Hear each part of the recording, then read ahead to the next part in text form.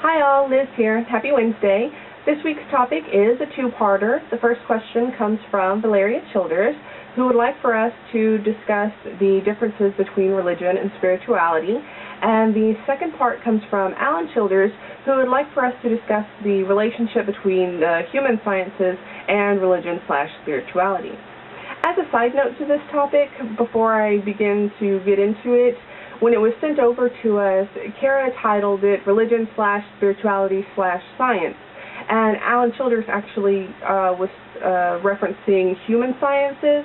And I know that Krista Witch and Ariander have both talked about religion and spirituality as it relates to just science. But my interpretation of the question from Alan Childers is more in relation to the human sciences, which is, the scientific study of humanity, like sociology and things like that. And while I enjoy science and I find it fascinating, a lot of it goes over my head and I don't understand it on a base level that a lot of people do. But human sciences and the study of people and the study of humanity over time, I find that endlessly fascinating, and it's one of the reasons that I even changed religions at all, because I was constantly reading about different religions and about the history of different religions, that I even came across paganism and witchcraft and became fascinated by that. And as I learned more, I found that I identified with it more. Anyways, the point is that I will talk briefly about the relationship between religion and spirituality, the relationship between science and religion and spirituality, and then I will talk a little more in depth about the human sciences relationship to religion and spirituality itself. So that's the table of contents for this video. I had another video before that I recorded like at 2:30 in the morning on Saturday night, and it was just about the human sciences relationship to religion and spirituality. And then, like I said, I saw the other two videos that have happened this week discussing the relationship with just pure science, and I was like, I should probably throw a little in extra. My videos are generally on the short side. I was checking, and they're all under 5 minutes for the Pagan Perspective videos, and I feel that sometimes I'm a little too concise and I'm not wordy enough, because when left to my own devices I will ramble like I'm doing now, and so I really try to curb that, and I try to edit that out a lot in the video editing programs. So I'm going to try to be a little wordier, but hopefully still clear and not boring. So, on to the questions. As I said briefly, for me, the relationship between the differences between religion and spirituality is that, for me personally, and I'm just speaking personally, I was going to put some dictionary definitions up here, or some Wikipedia definitions up here, but they were vague and they were really wordy, and they didn't concisely define religion and spirituality as succinctly as I saw them. So I just figured I'd put it into my own words. And if I'm wrong, please, by all means, let me know. If you'd like to discuss it further, as with any of my videos, please let me know. I'm always interested in debate and discussion. Anyway, so for me, spirituality is belief. It is a general feeling that you have in entities that you can't see. And religion it's the structured expression of that belief. For example, spirituality can be a belief in a higher deity, a higher entity. And religion is the way in which that entity is worshipped and contacted and thought of. And so spirituality can be very vague and overreaching, and religion is much more precise and much more, I don't want to say exclusionary, but it's much more strongly defined on an individual level, or on an individual religion level, rather. here lately, over the past few decades, we've been seeing a real push away from being religious and into being more spiritual. And I think that's really good. I think that, like all things, it's a balance, and you have to be sure not to get too far of one or the other. The perks of being simply spiritual is that you're more open to other beliefs that don't jibe with yours, and you're less likely to be dogmatic in your beliefs.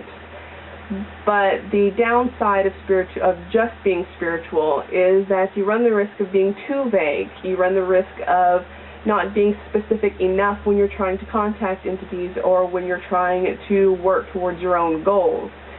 So, like I said before, it's like most things, it's all about balance, and it's all about making sure you don't go too far one way or the other. And briefly, on the topic of science versus religion and spirituality, to me, the foundation for a good religion is a basis in science.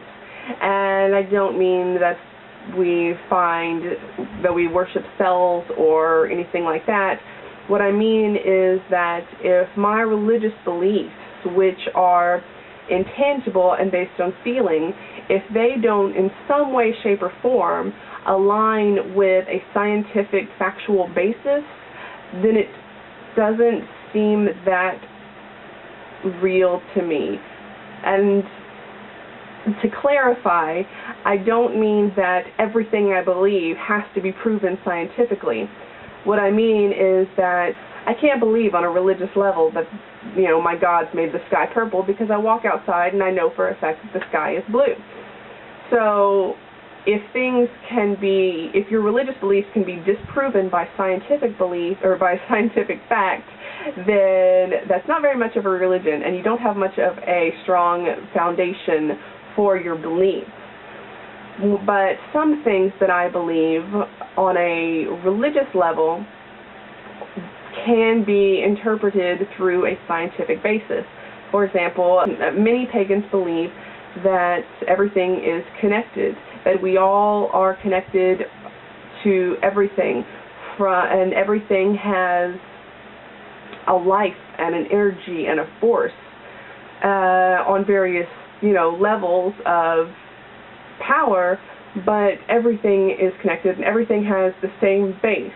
And if you look at that on a scientific level, that rings true. Everything from ourselves to a rock to the stars out in space, to the planets out in space, to the galaxies that are all out there, they all are connected on a microscopic cellular level that scientists know are there, but as of the last time I've read a scientific article, they're still trying to get deep enough on a microscopic level to find that base element that connects us all. But they know it's there. And I think that's fantastic because it justifies, I guess is the best word, it justifies my own belief system in that one area. So that's my take on science and religion/spirituality.